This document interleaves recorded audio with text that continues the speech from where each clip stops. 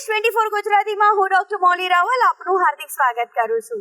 આજે આપણે વાત કરવા જઈ રહ્યા છે હાલમાં સર્જાતી આફતોના મૂળમાં કયા ગ્રહયોગ છે।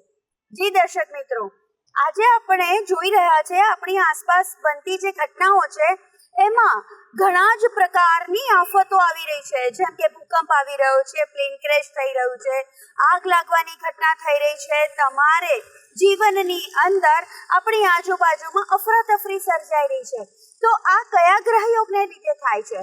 તો સૌથી પહેલા તો જે શનિ મહારાજે 29 માર્ચના રોજ મીનમાં શનિ જે બદલાયો એના દ્વારા આપણા જીવનમાં સૌથી મોટી ઉથલપાથલો થઈ રહી છે, કારણ કે જીવનનું એક ચેપ્ટર બંધ થઈને નવું ચેપ્ટર શરૂ થવાનું છે।